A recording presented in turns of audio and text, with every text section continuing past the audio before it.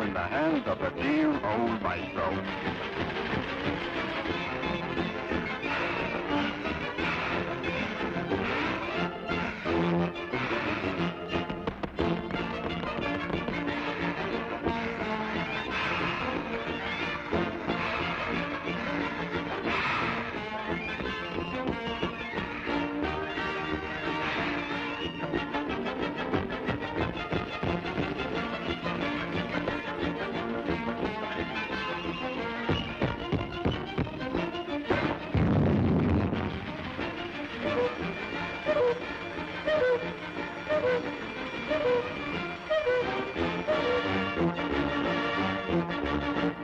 That's all, folks.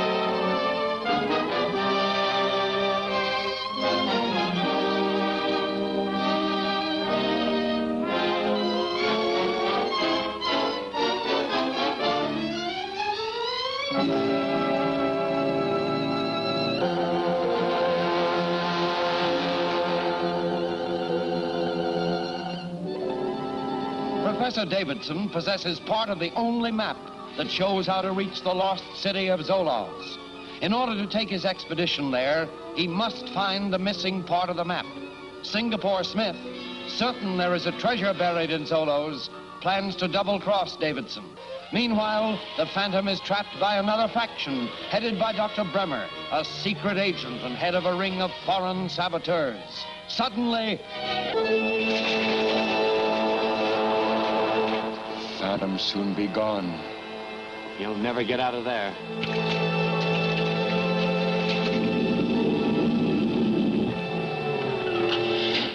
Look, alligator.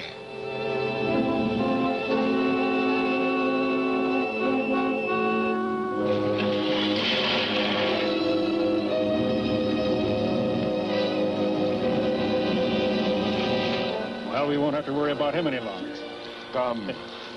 Go to village. Sound drums. Tell all tribes Phantom dead.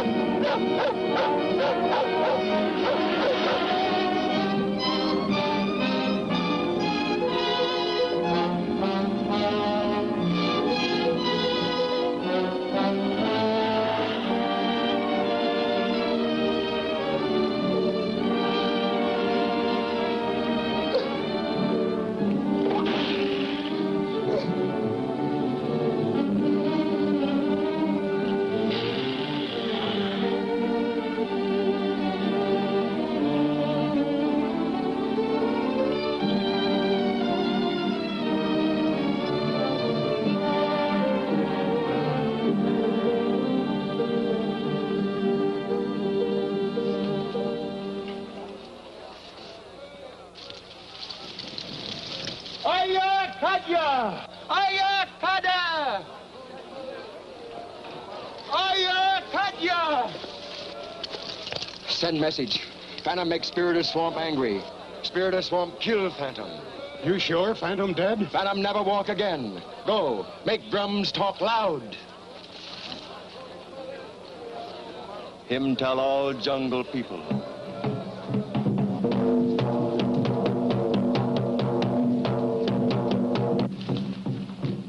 Urigawa!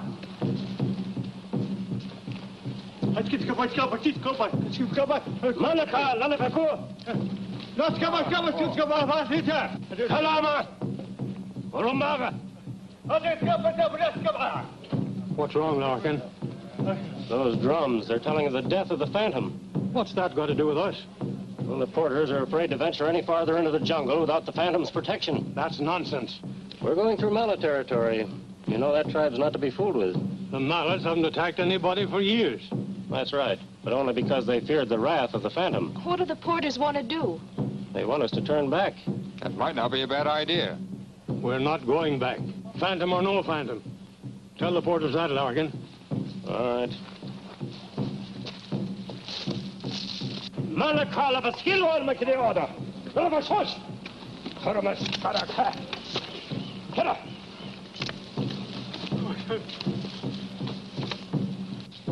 Do you think the Mallards might attack us? We might as well be on the lookout. Let's get started.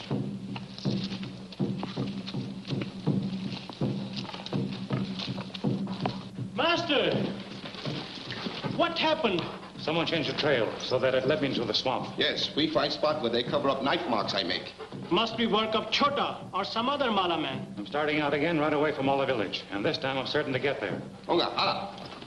Master, much better you appear first and show Tonga people that jungle drums have lied. Maybe you're right, Suba. Come on, devil. One more thing, Master. Me worried about dog. Tonga people may wonder where Phantom found such loyal pet. You're not suggesting that I get rid of devil, are you? Yes, Master. Call your people together and I'll talk to them from the altar.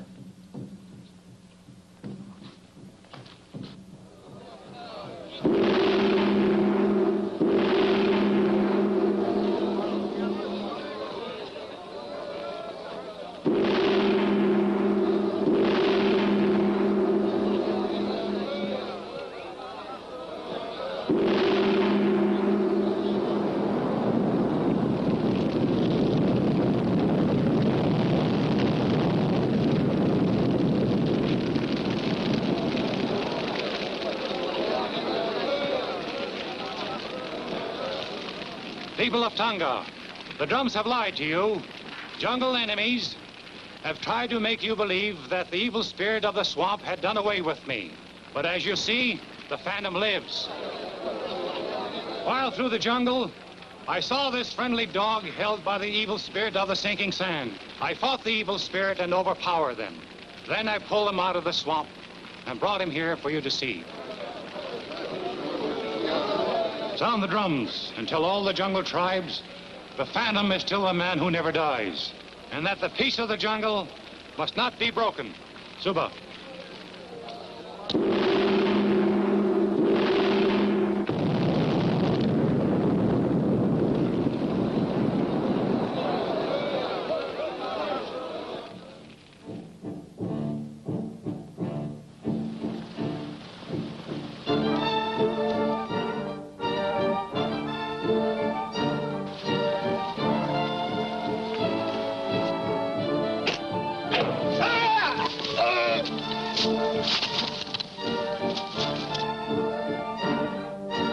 It's a Mala arrow that killed this porter. Take cover!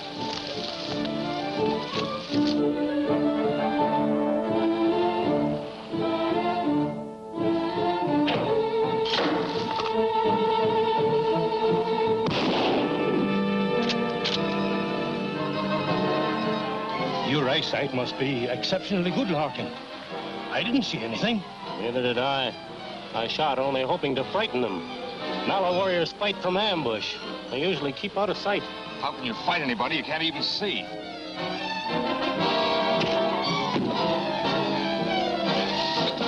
Right bullet through the chest. Oh, Byron, this is terrible. It's getting too hot for me around here. I'm getting out.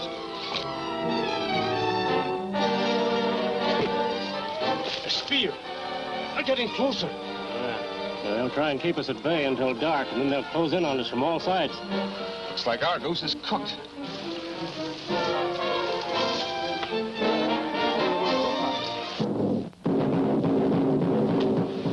Drums. What's all that jabbering about? Drums are telling them that the Phantom is alive and that there must be no fighting in the jungle. But do those natives that are attacking us know that too? Hola, mola, buka! Mala village! Mala village! Well, there's your answer, Professor. The tribal chief is calling off his warriors.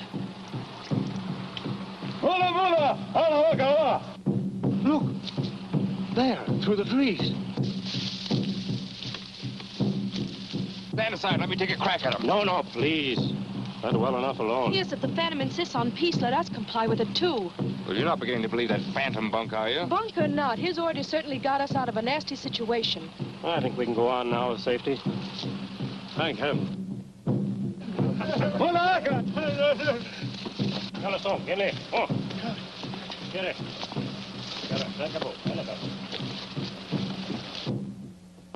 Goodbye, old fellow. And this time you stay put. See that he stays here. And don't worry, I'm not going to miss the trail this time. He's very brave and strong. You were the successor to his great father, but he has much to learn. Follow him and be ready if he needs your help.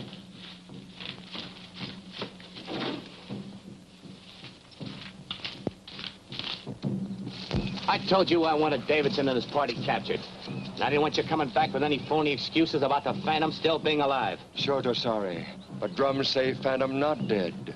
Chota want to go on, but warriors afraid. Maybe next time, Chota do better. There ain't gonna be any next time. I'm going after Davidson myself. Hey, you guys. All right, break it up, boys. Come on, we got things to do. Come on, let's hustle.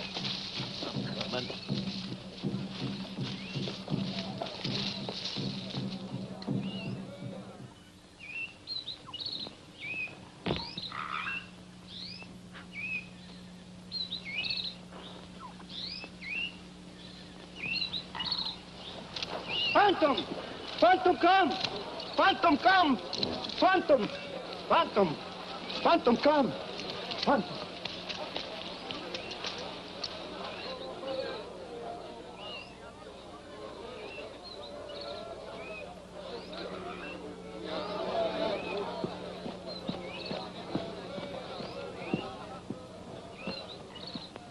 Welcome to Mala Village, O Great One. We're very happy you honor us with visit. Why did you not attend the meeting of the tribal chiefs? Evil white men in Mala Village would not let Chota attend. Are they here now? No, they leave, go far away. Chota tell them he no want such men in Mala Village. Who are they? Traitors? Chota not know. One day they come to Mala Village. They stay and make much trouble. Chota get very angry and say he will tell Phantom. Evil white men fear ghost who walks, so they leave, every one.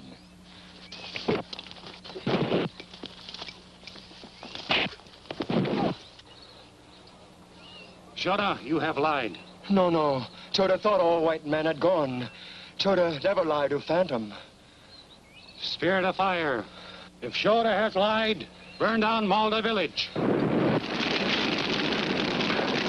Oh, Master, Chota never lie again. Please tell men to put out fire. Save Mala village from burn down. Put out the fire.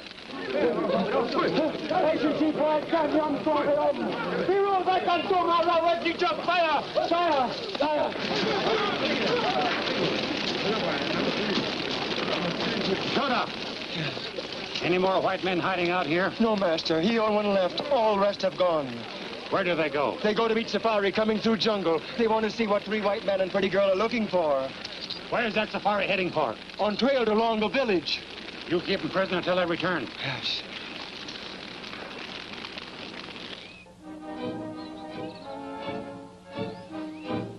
We Remember your orders. Get the natives first. All right, boys. Scatter in behind those rocks.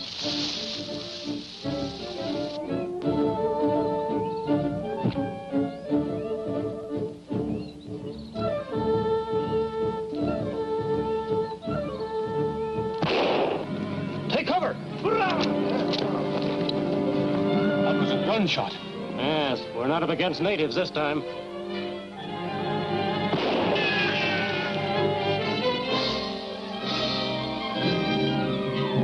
Look, Byron. The boulder at the edge of the brush.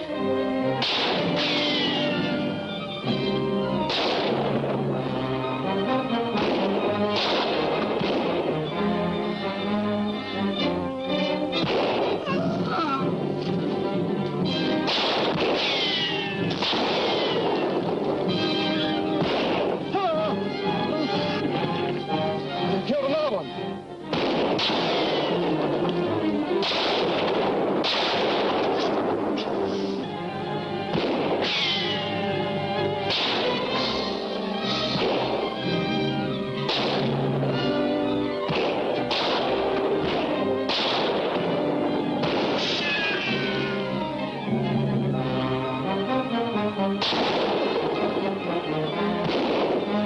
You're hit.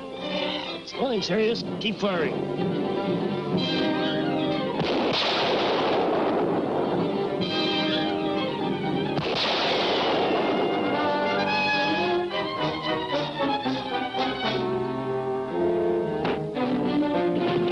I'm all out of ammunition. Oh, look, Byron, the Phantom. Don't be silly.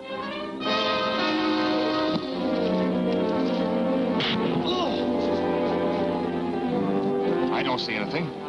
Oh, he's gone.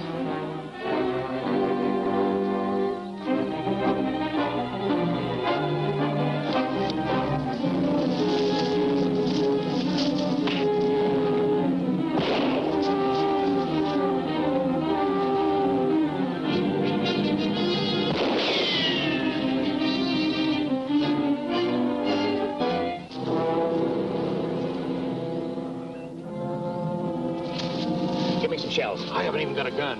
Is he dead? I don't know, but look at his face. The mark of the Phantom.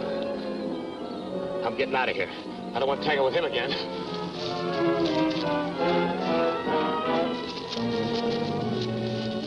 Come on, Brogan, we're getting out of here.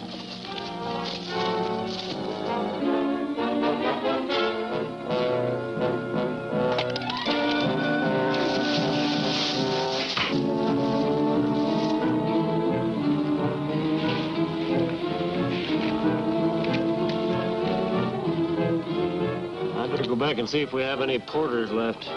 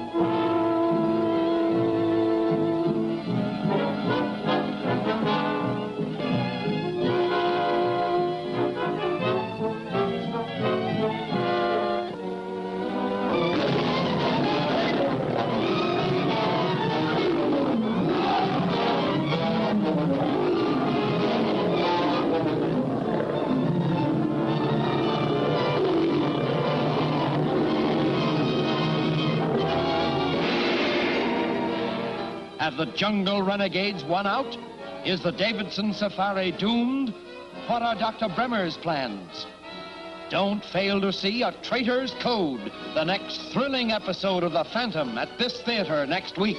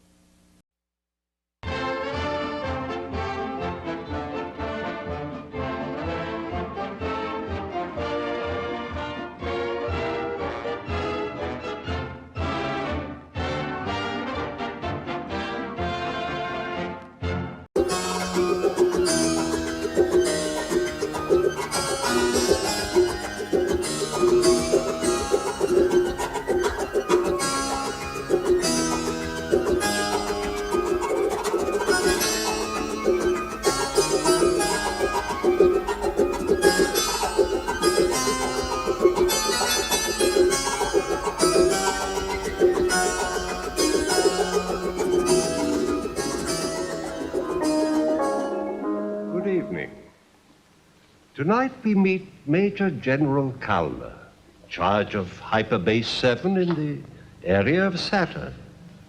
His hobby is breeding oxygenated roses.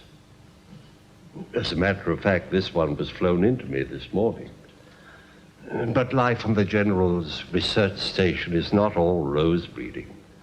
His team includes a group of nesters, robot slaves manufactured by man. And something quite unpredictable happens amongst those slaves in tonight's story, Little Lost Robot.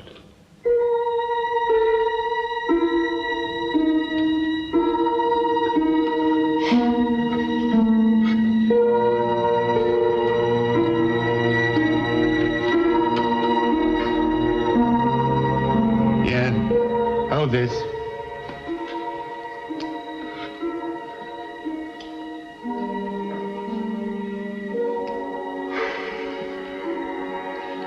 Well, come on.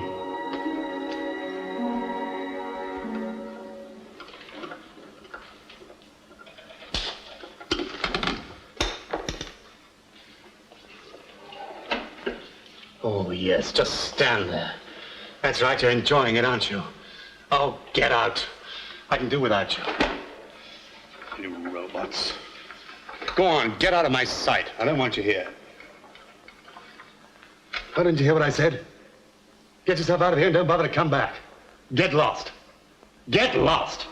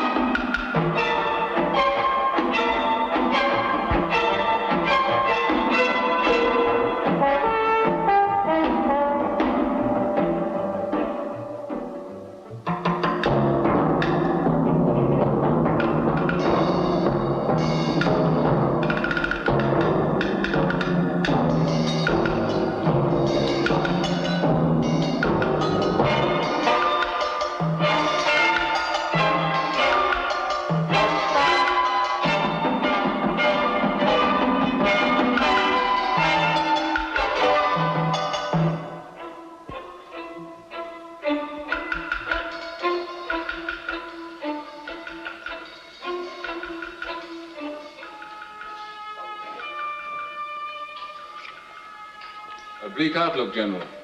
Yes. They tell me our Hyperbase 7 has the bleakest landscape of all. The area of Saturn. But don't you ever travel at all? We have our work cut out here, Dr. Calvin. On the great interstellar project. But that started 20 years ago. Yes, 2019. I came here in that year. It was my first command. Are you a traveler, Doctor? Dr. Calvin has left Earth for the first time. What, the first time? Oh, yes, it's true. I've never had any ambition to see the universe. All my work has been in the laboratory. Does that surprise you? Well, frankly, it does, for someone who is as celebrated as you are in the field of robot psychology. Yes. I'm still waiting to hear why we had to come. You make excellent coffee on Base 7, General. Thank you. Actually, I have a little stellar liqueur that we manufacture up here. Would you... Later, perhaps. Yes. Well, naturally, one doesn't send for the director of Universal Robot Corporation and the leading robot psychologists just to partake in a glass of home-brewed liqueur. As you must have realized, Doctor, we are in very grave trouble here. We have lost a robot. Lost? I don't understand. However, we have found the robot. I'm sorry, I expressed myself badly. We have located the robot. Located, not found. General, don't you think it's time you told me exactly what has happened? 3 weeks ago, Doctor, out of a group of robots working here on a special project, one disappeared. A nester. I see. At the same time, a cargo ship carrying 20 robots arrived here in transit for Hyperbase 41. That's priority 1 on the great project. They were in Dock 3, and they were to leave 3 days later. They are still there. In spite of the urgency? Yes. Why, General? Because after turning over every blade of grass, so to speak, in search of our nester, Mr. Black, my chief engineer, had the bright idea to count the number of robots in the cargo ship. Instead of 20, there were now 21. You mean... The general means, I think, that the home-based nester had found his way to the cargo ship and had joined the other 20 nesters who were destined for Hyperbase 41. Yes, that is exactly what I mean. Well, in that case, what's your problem? Is that why you made us come? I'm sorry, I don't understand. Weren't the nesters marked? I mean, why not check their serial numbers? The nesters in question did not have any serial numbers. What, neither your own nor the 20 in transit? No. Well, why not? For strategic reasons. Now, look, Susan, there's Never mind. It certain seems aspects to me of that you have 21 nesters instead of 20. What's to prevent you from taking any one of the 21 and letting the others go on? There's no difference between one nester and another. I don't know how I'm going to say this. Bogart. No, carry on. There is something else, then. Yes. Well, what? What is going on here? Doctor, the robot hiding among the other robots is not an ordinary nester. It is a modified one. Modified? How do you mean? The modification is in the first law of robotics. But the first law is immutable. Well, it's not immutable any longer. The modification was essential for the strategic task being carried out here. As you know, the first law states that no robot can harm a human being, neither can he allow a human being to be harmed. I should know, General. I formulated the law. Oh, I'm sorry. Well, the few robots employed here... On your special work? That's right. Were built with this law slightly changed. They still can't harm a human being, but they can now allow a human being to be harmed. It is a small modification. Small? Susan, it can't make that much difference. Oh, mathematically, perhaps not, but think of it psychologically. All normal life, Peter, resents domination. If the domination is by an inferior, the resentment grows stronger. Well, physically, and to some extent even mentally. A robot, any robot, is superior to a human being. What then makes him obedient? Only the first law. I wonder. Otherwise, he's a killer. Did you know about this beforehand? About what? That robots were being manufactured with the first law reduced to utter uselessness? Susan, I wouldn't put it like that. Did you? Yes, I did. Did the world controller? No. No. Well, then why? Why was this done in the first place? There is nothing sinister about it, Doctor. It's just that my chief engineer, Mr. Black, Mr. Black again. that the law as it stood interfered with his work on the great project. So Mr. Black had it changed? Yes. Brilliant. Don't you realize this is not a mechanical toy you're playing with? It's the positronic brain. When did all this start? 3 months ago. So you want me to find for you, among 21 identical robots, without serial numbers, one whose first law has been tampered with, who knows this, and who, for reasons of his own, is unwilling to come forward. Yes, Doctor, that is about it. And if he's not found? Well, then the consignment can't be sent. And we have lost 21 robots. And you have lost your stars, General. Sorry, I didn't mean to be rude. I think perhaps you'd better give me a glass of that liqueur you were talking about. I need it now. Ah, splendid. You, a scientist, Peter. That was a long time ago. It was only yesterday. What happened to you, Peter? Naturally, Doctor, we will give you every assistance possible. Yes, thank you.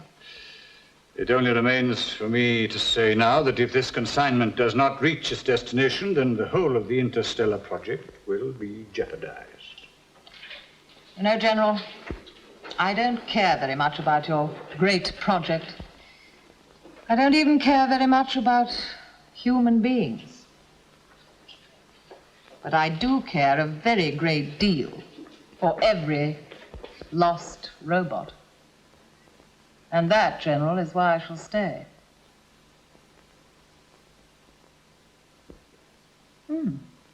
It's good.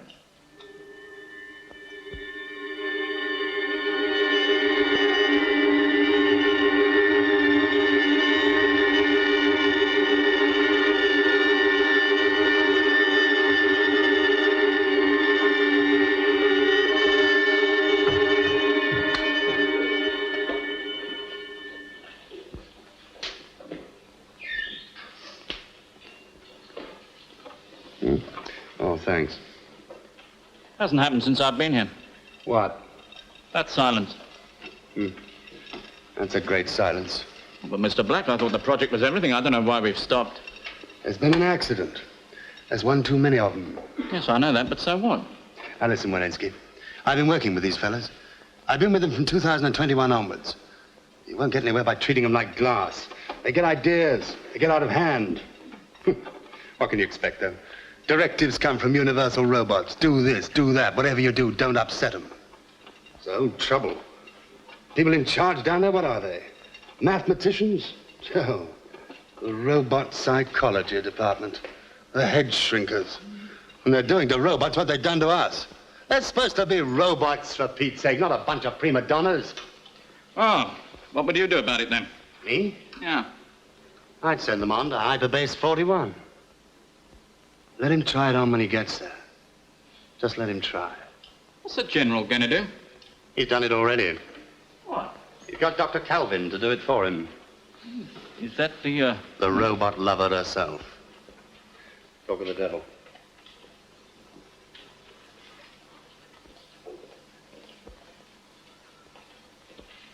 Black. Yes, sir? Switch on the infra. Right, sir. Any news? No. Did you interview them again? Yes, sir. Any reaction? No, nothing. Did you develop the radio tests? Yes, negative.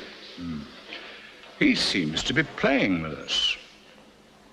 Well, you better get the radiation field ready. We'll see what Dr. Calvin can do. Yes, sir.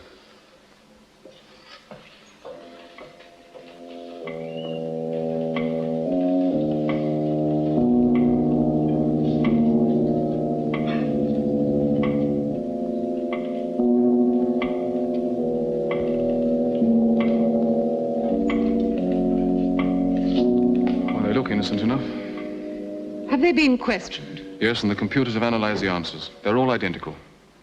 Yes, except that one of them is lying. Susan, what would you have done if you had known?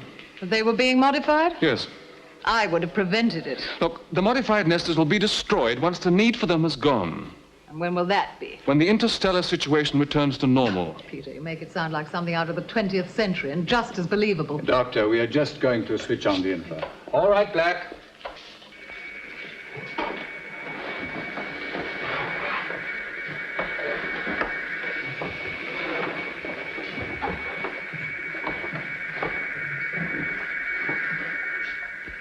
It's no use. I'll have to see them all individually. The interview room is all set up for you.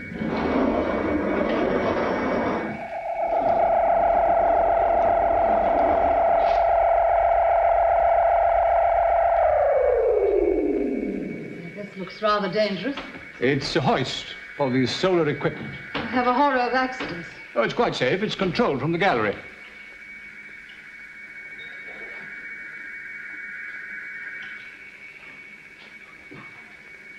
I'd like to have a word with your Mr. Black. Yes, of course. You'll find him upstairs in the gallery. Then may I see you back in your office? Certainly. I think I have an idea, General.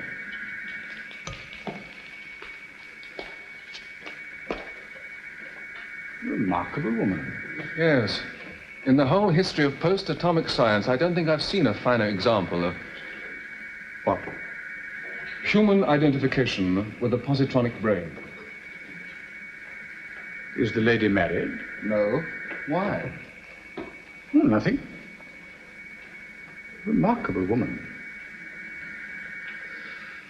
Wish we had more time.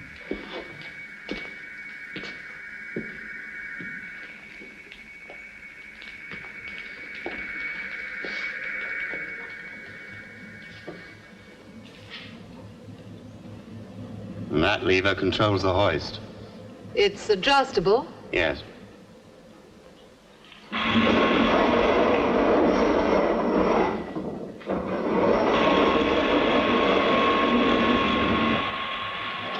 Well, go on. Tell me, explain. I don't know what you want, Dr. Kelvin. What are they like? What to work with? Mm-hmm. The modified nesters? Yes.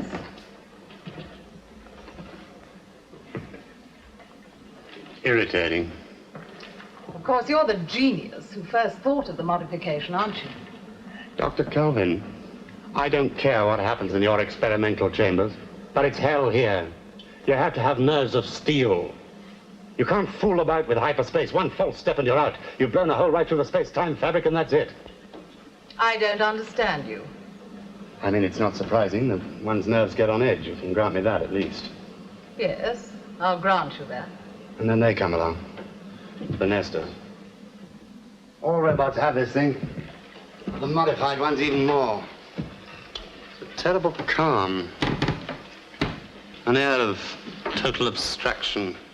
Or superiority, if you like. Walensky, isn't that so? Oh, yeah. They sort of look right through you. And that's what happened, you see. I was having some trouble with a solar converter, and he came along. He just stood there, not saying anything. I was going mad trying to get the thing to work again. I suddenly couldn't take it any longer. I let him have it. I told him what I thought of him. I told him to get lost. And that's just what he did. Well, naturally, your precious second law saw to that. Only now, you see, What? he's doing it out of spite. Well, obviously. You know, Mr. Black, the trouble with you is you don't like robots. And I don't think you ought to be working with them. I know more about robots than you... I tell you, I know the inside of a swine. You only know what you love, Mr. Black. I don't think you know anything about them. Did you know that they could be hurt just by the tone of a voice? Yes, I know everything about them. But you can't tell one from the other. Can you? I'm going to, Mr. Black. Like robots. Love robots. In heaven's name, look at them.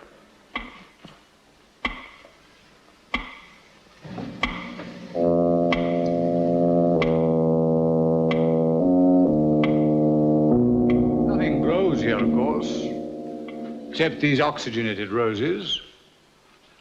Actually, I've grown some rather lovely varieties. Yes, they're very fine, General. I've never known them grow on a space station before.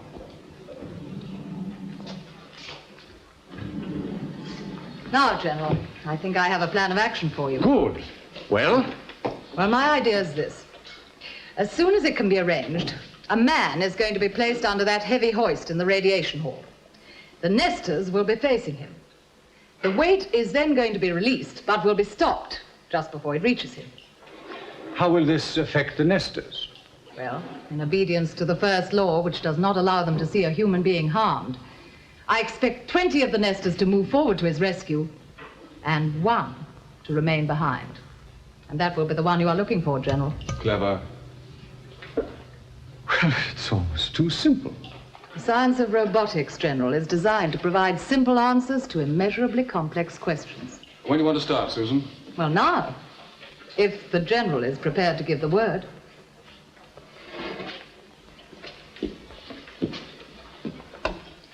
Radiation Hall. General Kellner.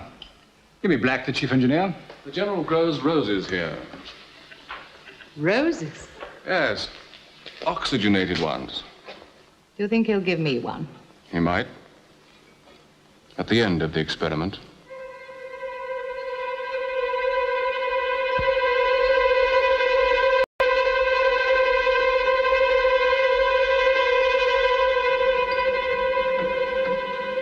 Comfortable? Mr. Black. Yeah? Is this thing safe? Oh, look, I tested it. Do you want me to go over it again? I don't know. Oh, don't be a fool. This is only a mechanical problem. We can at least cope with those here. What's the drill? I'm going up in the gallery to test the intercom. Now, you just stay where you are. Don't do anything. Don't move, will you?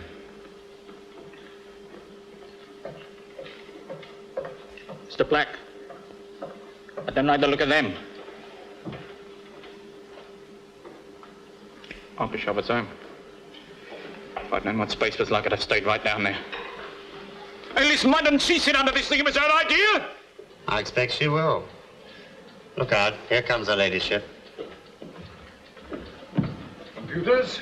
Yes, sir. Radiograph? Yes, sir. Vid screen? Yes, everything's ready, sir. It's rather a brilliant idea, don't you think? The modified one doesn't move and the others have to. Oh, yes, of course. We hope he will, sir. All set, Walensky?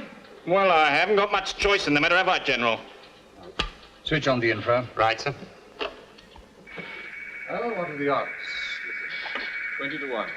I should keep your money, General. This isn't a game. Ready? Start the countdown. 10 seconds from now. 9, 8, 7, 6, 5, 4, 3, 2, 1, 0.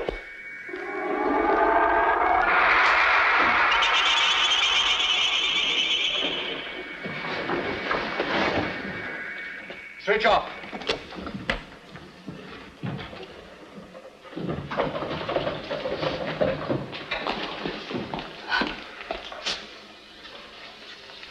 They've all come forward. Graphs? They're identical too, sir. Doctor, graphs identical. What went wrong? He's playing with us, Peter. He knows what we're up to. He knows enough to pretend that he's like the others. He's watching us. He's watching us. He's watching us. He's watching us.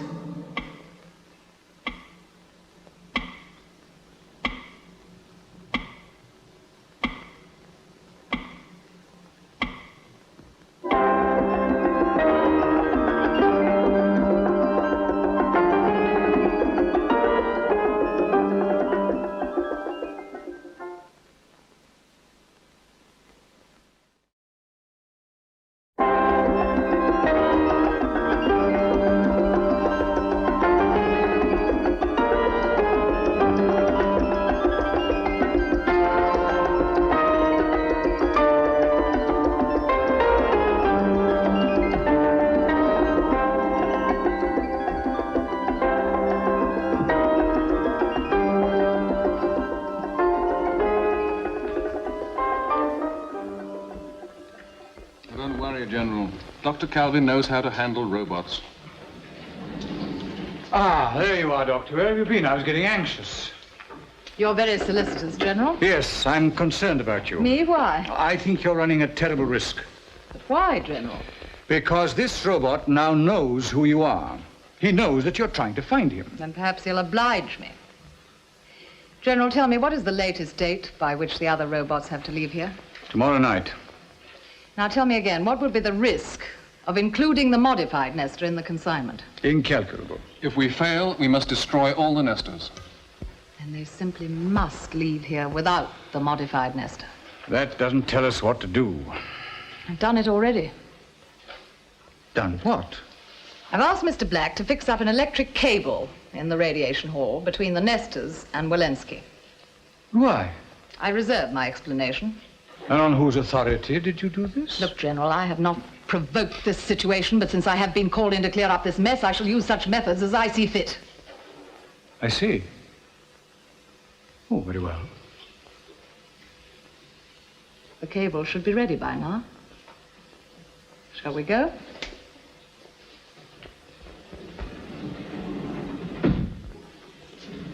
The mills of Dr. Calvin grind slowly, but they grind exceeding small.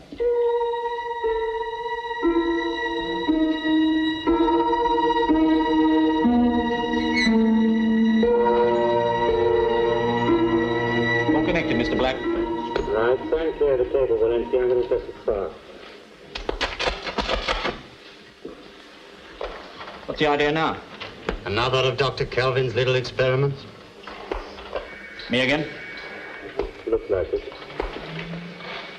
Hey! you doing with the robots? Playing with the infra.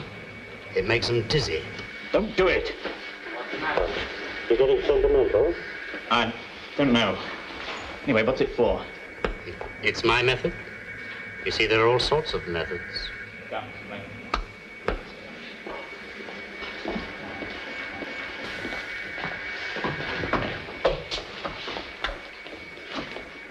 Now listen to me, Nesters. Are you listening? You've all seen these preparations going on. I want to tell you what it's all about. As in our previous experiment, a heavy weight is going to be dropped right over the head of a human being. She can say that again. Only this time, a high-voltage cable has been placed between you and the human being. High voltage, as you know, is deadly to all robots. The electric current will be switched on as soon as I reach the gallery and will continue for the whole of the experiment. You understand? Right. You all know what to do. I don't need to remind you.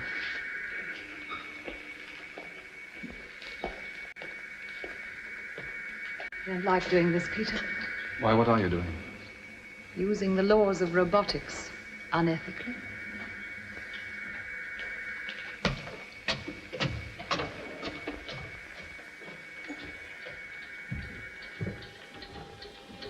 Switch on the cable, please, Mr. Black.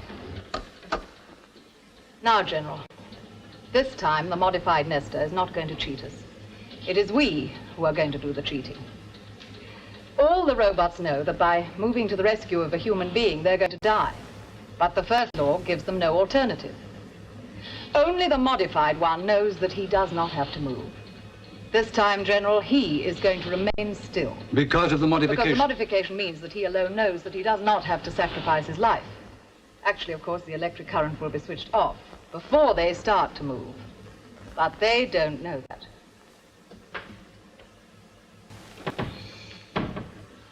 Ready, Black? Yes, everything's ready. And we'll start the second countdown. Right, sir. A moment of truth, Doctor. As you say, General. Ready, Black? 10 seconds from now. 9, 8, 7, 6, 5, 4, 3, 2, 1, 0.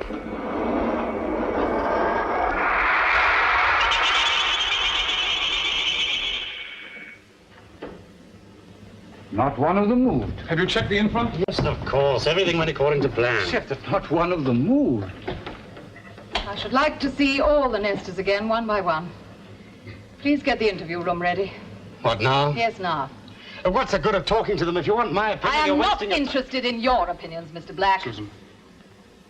Come with me, Peter. I'm in a hurry.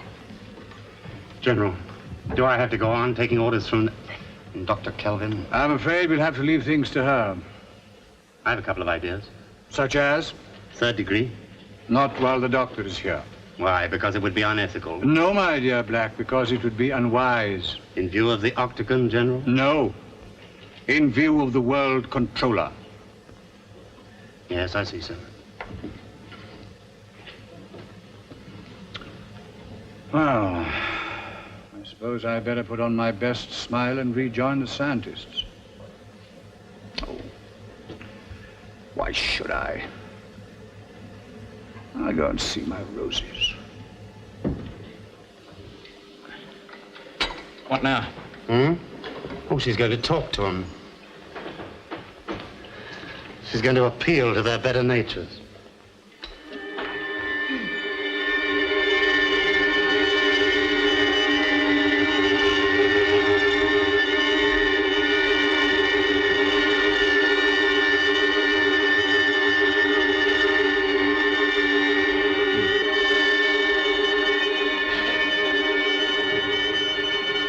Interviews, Peter.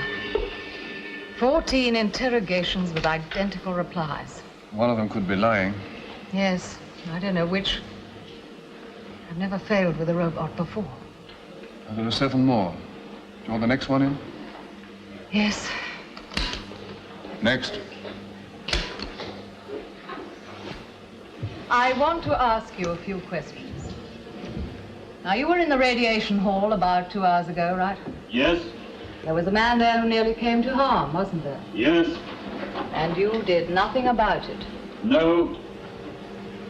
That man might have been gravely hurt because of your inaction. You know that, don't you? Yes. I couldn't help it. I want you to tell me why you did nothing about it.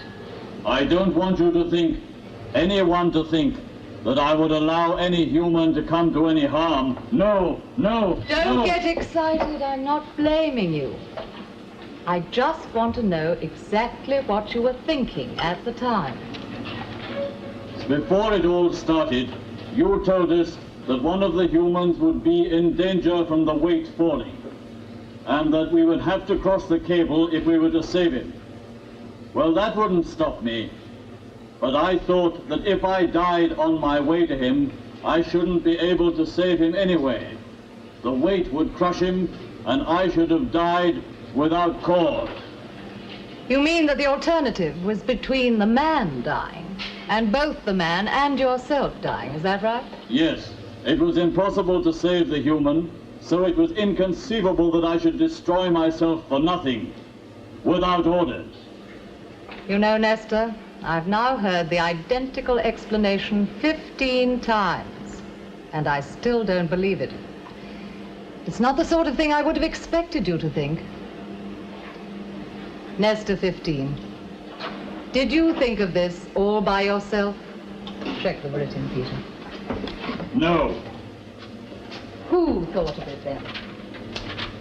We were talking before the experiment began, when it was being prepared.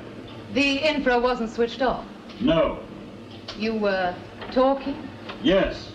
One of us got the idea and it sounded reasonable. Which one? I don't know. Just one of us. Try to remember. I don't know. One of us. All right, that's all. You may go. Thank you.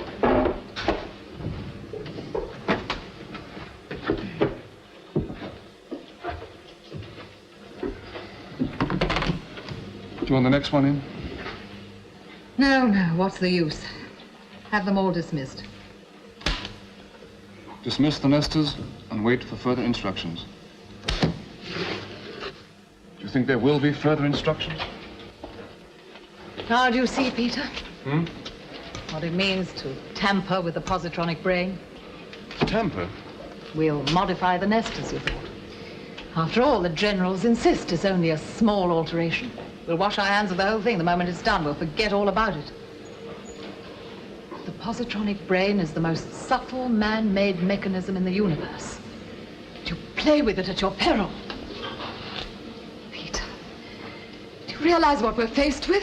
Well, I have a certain premonition. Premonition, Peter, I'm terrified. Of what? The modified nester's brain and the brains of the ordinary nesters interact. It's obvious. It's not a catastrophe. Well, you heard the evidence. We need time, that's all. Yes, it seems we may have less time than we think. Have you finished checking? Yes? Anything? No. Do you remember your history, Peter? My what? On the subject of human slaves and how a few rebels could lead the rest. Do you remember what happened? No. Revolt. Oh, come now, Susan. Your imagination's running away with you. You think so? We are dealing with the positronic brain, darling. Yes, and what is the basis of the positronic brain? The human brain. Now, I thought the positronic brain was an improvement. It was. Only what made it so? Only the first law. The one you modified. I wonder if we saw him. Which one was it, do you think? Number 5? Number 13? What do you think? Come on now, darling. So pull yourself together. There's too much at stake. Leave me alone. Susan. My robots. Mine. Susan. I'm so sorry. I only wanted to report. The safety catches in the transit passage have been interfered with. There are scratches on nearly all of them. What does that mean? Means he's trying to get out. Alone? Alone? I doubt it. Well, there doesn't seem much alternative now, does there? To what? Doing away with a lot of them before it's too late. It's like an infection, isn't it? You didn't look so pleased about it, Black. Well, it's the truth, isn't it? They're following him. He's telling them what to do. The destruction of the robots is the last resort. We're not even considering it. Please get the radiation hall ready, Mr. Black. Again? For the last time. When? Immediately. Mr. Black, we shall use my methods, not yours. You don't like me very much, do you? Fortunately, this is the last time we shall be working together. The pleasure will be mutual, Doctor. Black, that's enough. I'm chief engineer at this base, Mr. Boggart.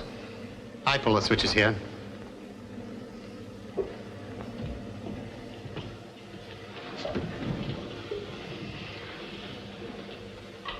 What now? I don't know.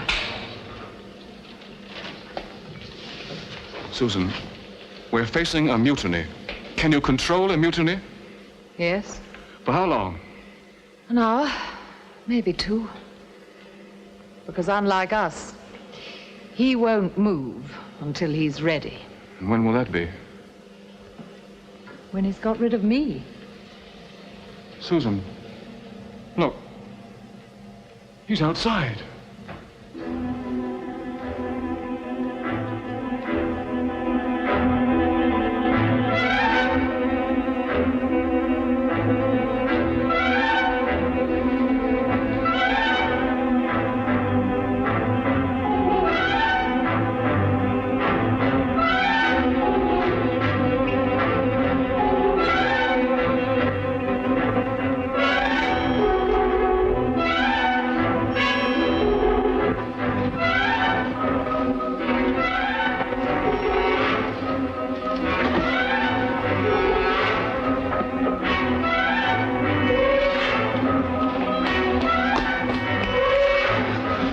We've lost him. He's got back with the others again.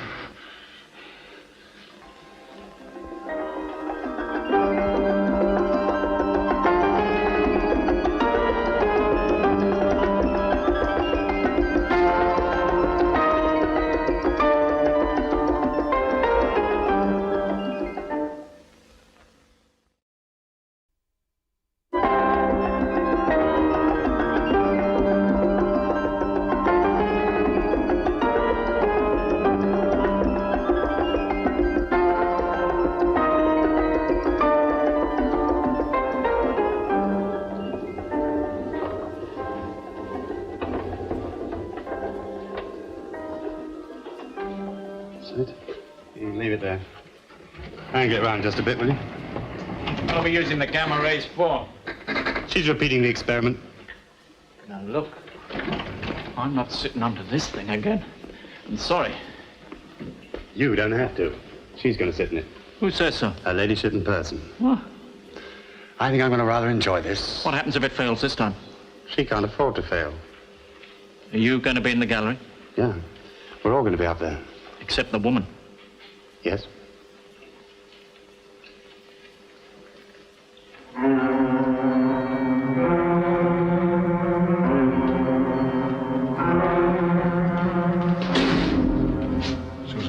Those 20 nesters must leave here tonight. Yes, Peter, I know. You're very calm. The robots are calm.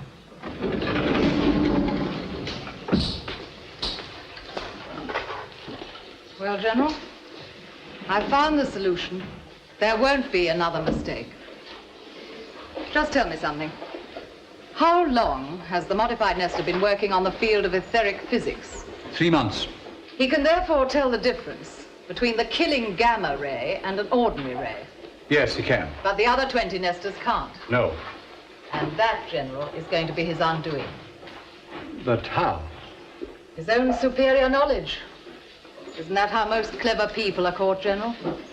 Through the confidence they have in their own superiority? And what if he sees through it? I shall be facing him. This time, General, I shall be sitting under the weight. Doctor, you can't take this risk. I want to interview all the nesters again very briefly before the experiment. Please have them lined up.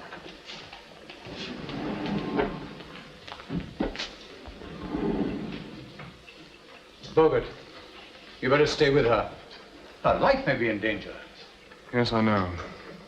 But for her, it's a kind of privilege.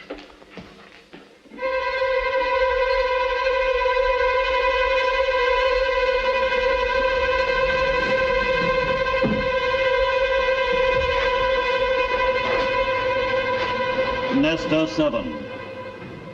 Now, Nestor 7, we are going to have another human being in danger very soon. Do you understand? Yes. And of course, if a human being is in danger, you will try to save him. Yes. Only this time, between you and the human being, there will be a gamma ray field. Do you know what gamma rays are? No. Gamma rays will kill you instantly. They will destroy your brain. This is a fact you must know and remember. Yes. So that if you detect gamma radiation, you will stay where you are when the weight drops. Yes. But if there is no gamma radiation, you will be safe to move. I see. That's all. You may go. Thank you.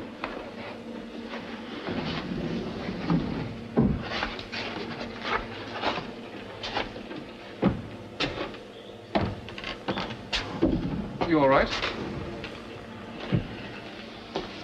The General's going frantic. With rage? Oh, no, with concern.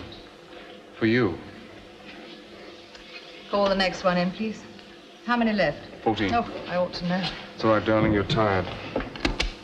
Next. Gamma. Gamma. Try to hold control now.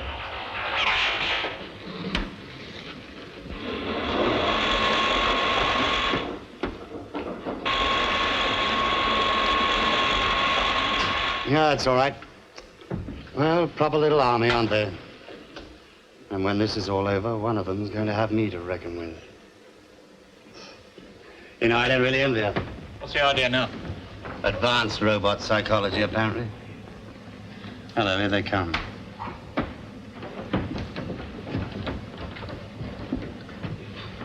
Now then, Mr. Walensky.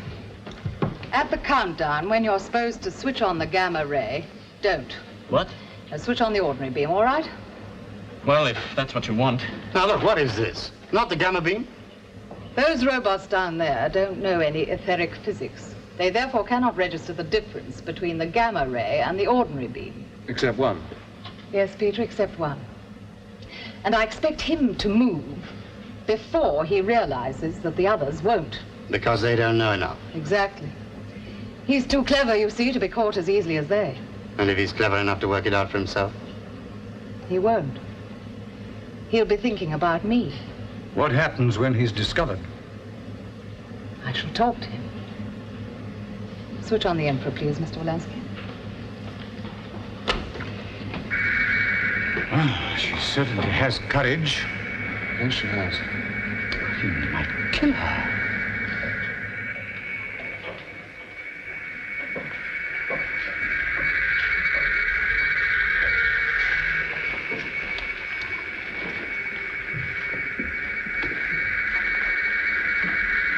Can you hear me, Nestus? I've been over all this with you. You all know what's going to happen. There's only one thing I wish to add. This is the final experiment. And the human being in danger this time will be myself.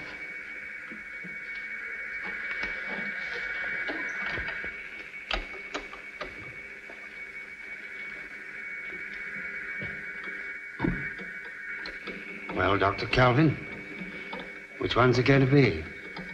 If it's going to be. We shall soon know. Even the slightest involuntary move will give him away.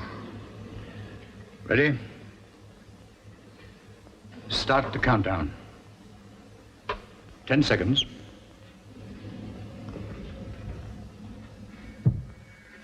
From now. 9, 8, 7, 6, 5, 4, 3, 2, 1, 0.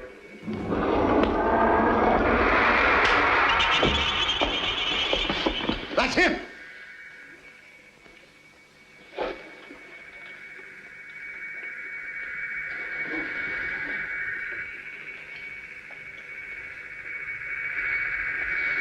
I have been found out.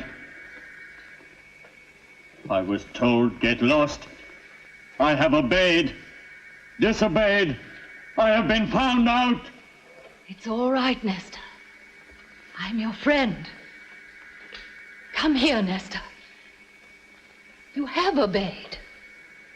Come here, Nestor. So you're the one who's caused all the trouble. Keep away, Mr. Black. Let me deal with him. I'll teach him. Stand still. You hear me? Stand still. I order you. Stand still. Nestor!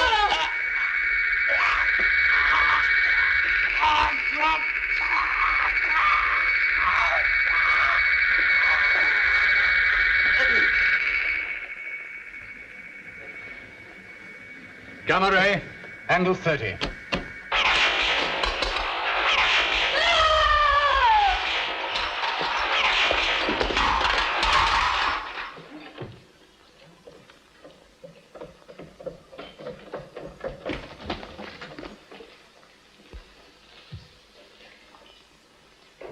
Must have been cured instantly. Poor Black. He'd been with me almost from the beginning. I lured him to his death, Peter. I didn't mean to.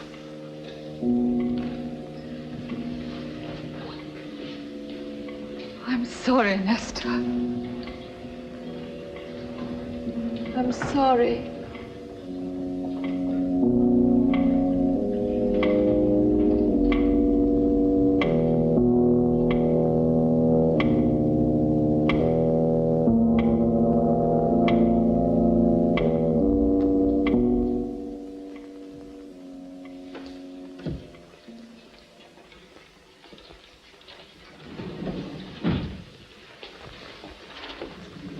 Come to say goodbye, General. Goodbye, Dr. Calvin. Will you accept these roses? They are an exceptionally fine variety. How very kind. You will be remembered on Hyperbase 7. Certainly, as long as I am here. How long will that be? Another year. And then? Back to Earth. You must come and see me at the Institute. I grow roses, too, you know. You will be glad to know that the 20 robots are on their way to Hyperbase 41. Thanks to you, Dr. Calvin, the great project can now go on. So 20 conventional nesters are going to do all that is expected of them. Yes. And everything will be as it should be. Yes, I think we can say that. I wonder. What's the matter now, Susan? Peter, how simple life must be for mathematicians and generals. The modified nesters paid the price of your modification. But you have sent into space to accomplish for you that great and most secret project. 20 robots who have witnessed the first recorded murder of a human being by a robot. The first act of mechanical evil. And remember this, robots have electronic memories. They cannot forget.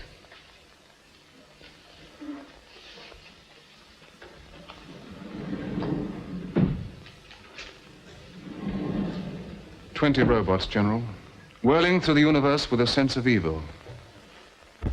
Is this what we've achieved?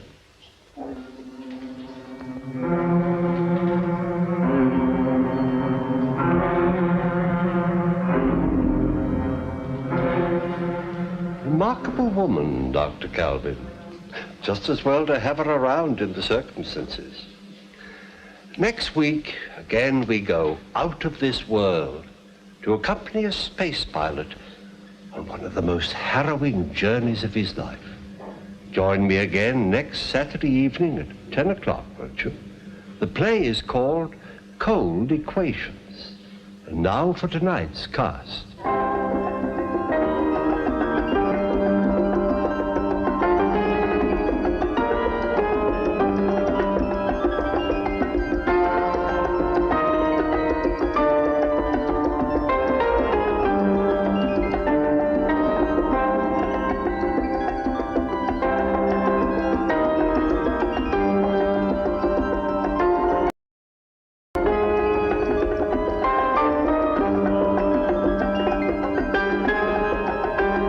Just a minute, folks. Yes, that's all it takes to visit our refreshment counter in the lobby.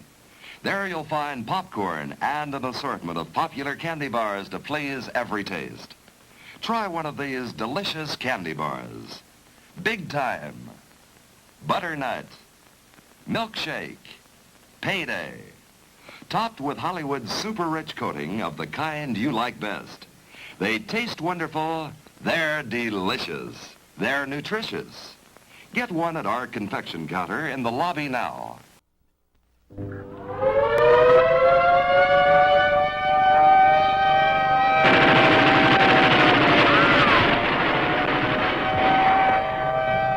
Why'd you set up the break? Because I can use you.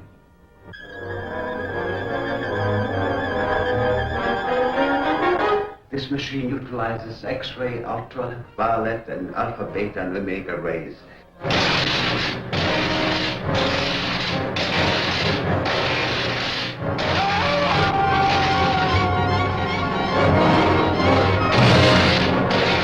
This man is a killer. Oh! Mad with dreams of fantastic power.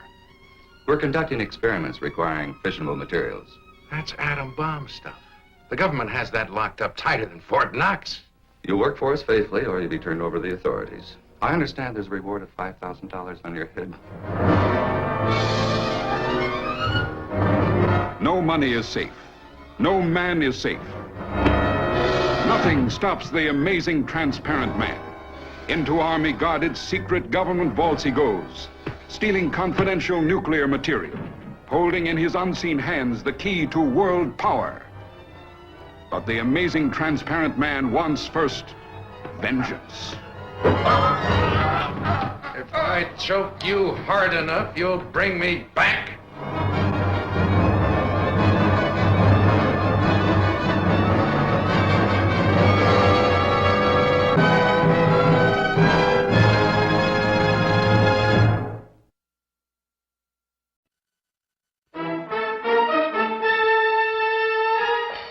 Everyone knows what this is, but few of us know what throbs underneath.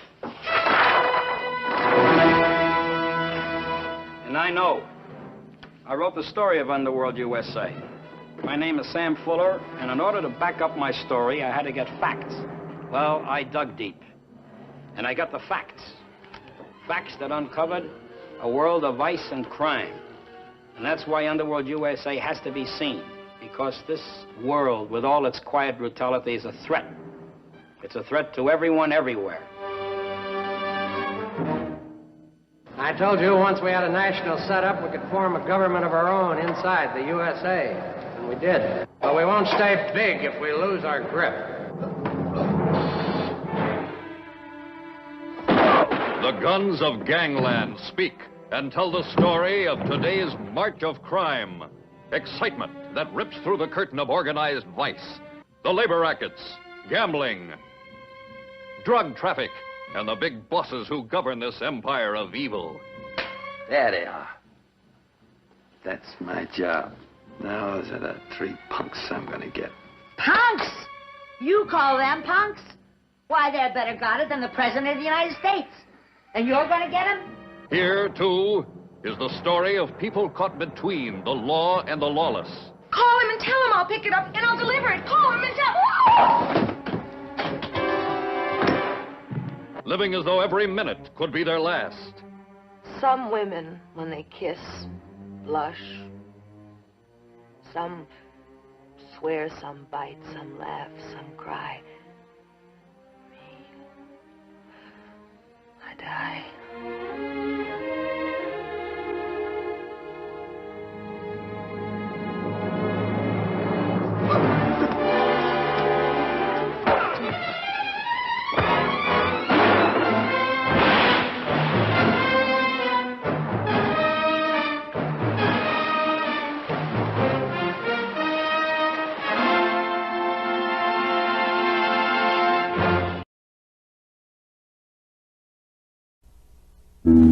From ancient Genesis to the modern screen, the name written in blood, Ika! If I could just call you on the phone. Thrilled to of the newest recording star, Archwell Jr. The old rock house on the Brownsville Road. Crazy things happen according to the code. You turn to the left at the sun. See ravishing Marilyn Manning in a thrilling, chilling story. The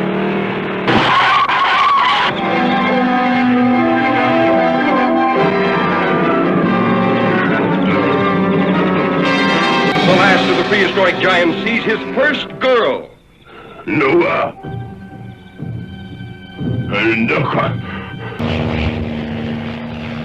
Curious newsmen search deep in giant country for the last of the ancient cavemen.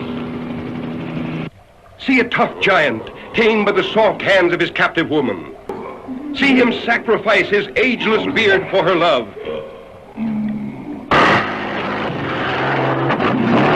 Then lose her to a boy in a dune buggy, escaping a burning desert. Igor's primitive passion was love or kill.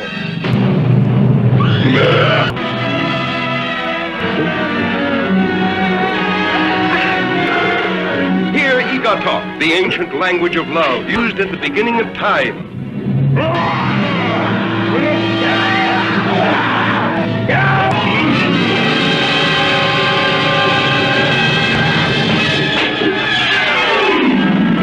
See Igor!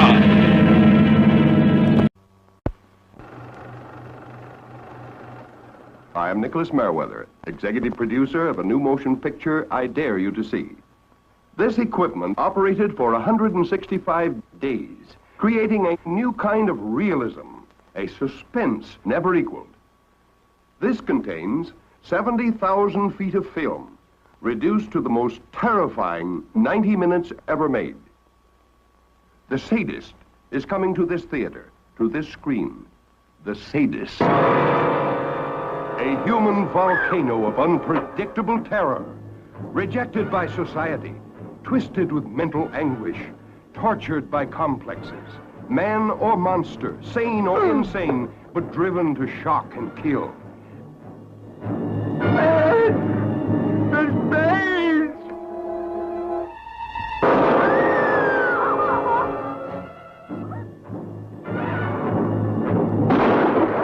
Of life, strange and terrifying, unfolds on the screen with such startling realism.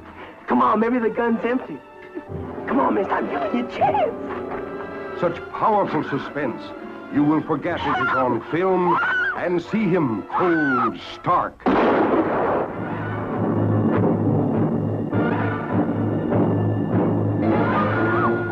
Inflicting pain, seizing revenge. Eat the dirt. Taste it. Giving only of his own driving passion to torment and twist the innocent, subject them to animal misery, and kill.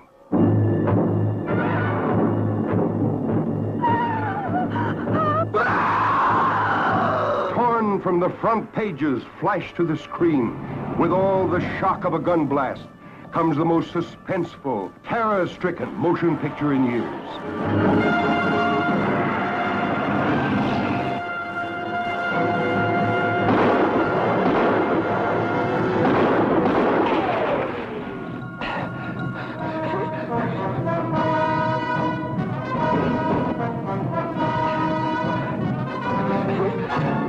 The Sadist is coming to bring you the most terrifying 90 minutes ever seen to this screen. The Sadist. Why do you want to cheat on me? This is just the beginning of the wildest, weirdest adventure you've ever seen.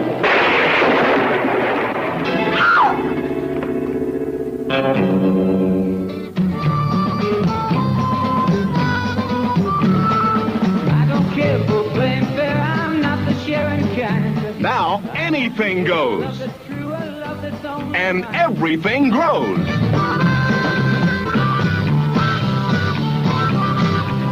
And this is where the fun really began. I wonder if this makes everything grow. Hey, will you cut it out and leave it alone, huh? Listen, Freddie boy, if I want to try some of this stuff, just don't you try and stop me, understand? And try it they did.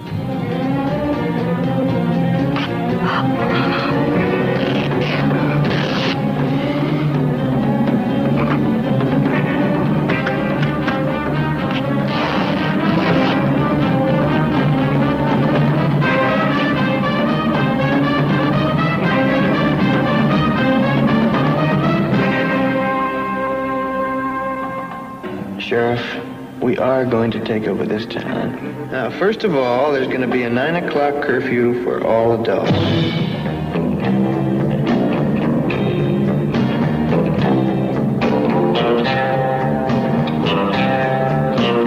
It's wild. It's way out. It's Village of the Giants.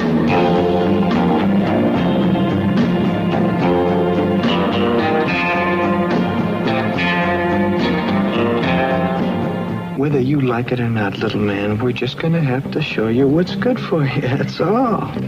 Maybe we don't like your club either. You're in it anyway. See what happens when young rebels explode 30 feet tall. Village of the Giants.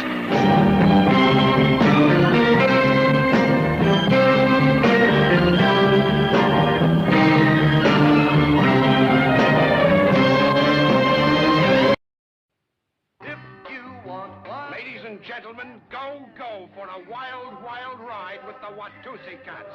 But beware, the sweetest kittens have the sharpest claws. For your own safety, see faster pussycats. Kill. Wild women, wild wheels. Race the fastest pussycats, and they'll beat you to death. Superwoman, belted, buckled, and booted.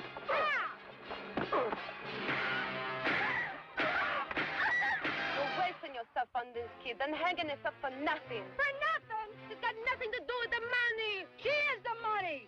Jack and Jill, they make the mafia look like brownies. Hey, he's a big one, ain't he? Got muscles all the way to his ears. Yeah. 10% of your action be enough for anyone. Too much for one man to handle. And again, you never can tell. You girls a bunch of nudists, or you just, short of clothes? Right now, you're first on my list. And I always try to be top. You've only got one channel. And your channel's busy tuning in outside. You really should be AM and FM. So who do I get to take care of? The muscle mass? You got 2 of everything. And some left over. You did want.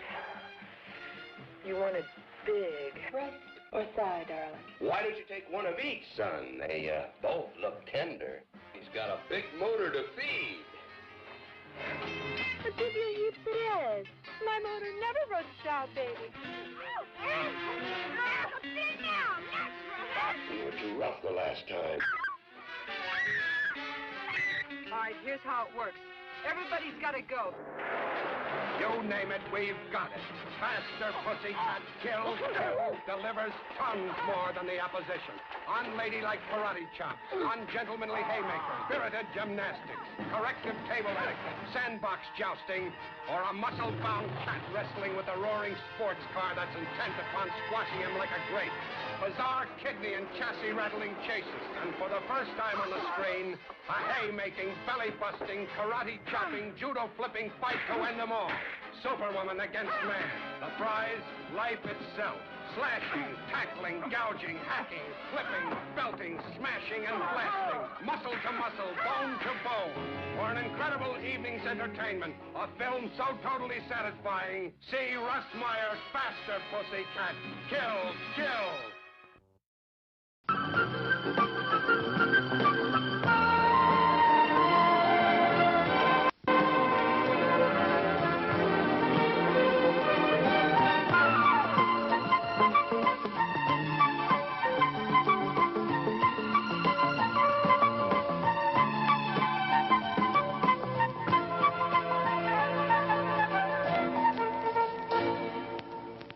Show starts in 1 minute.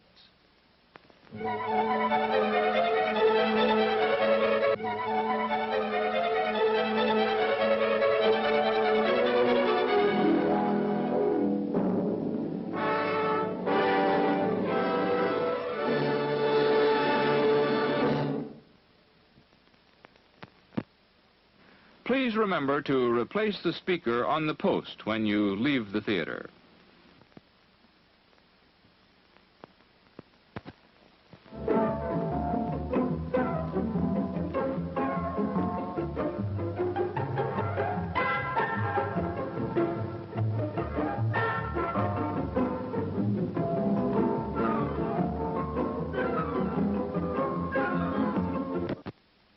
And now, on with the show.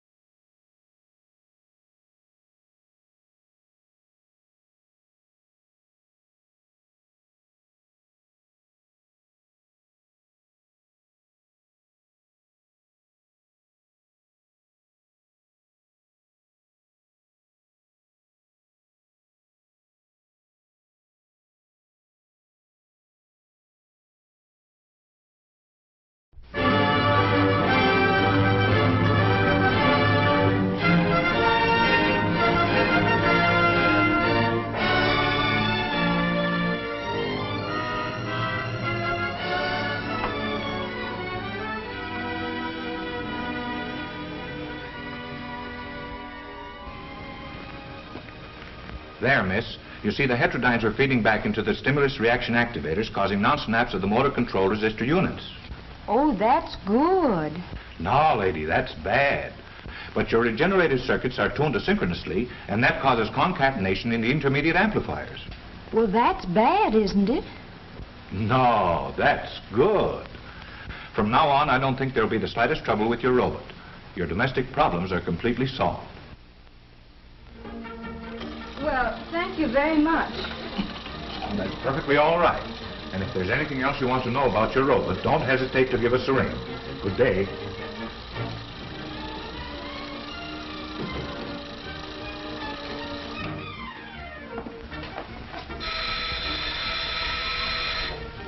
Rollo, answer the door.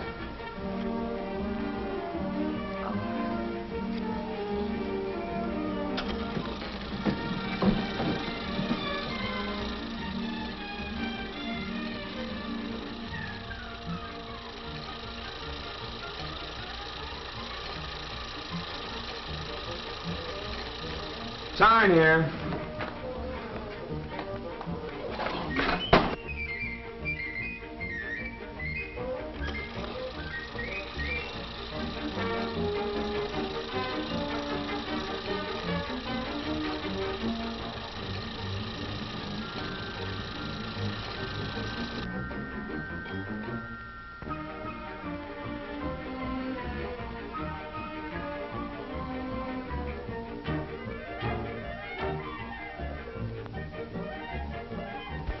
Lars, Rollo, fix.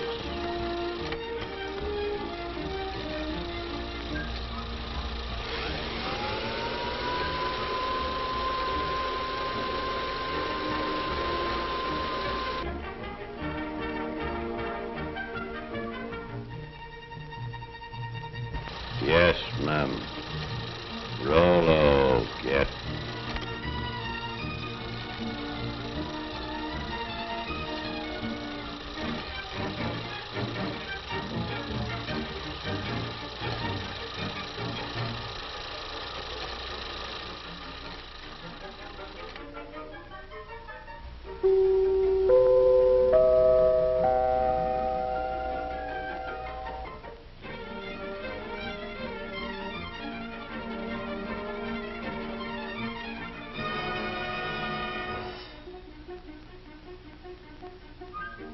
Yes, Rollo the robot, the chromium-plated butler, is just a daydream after all.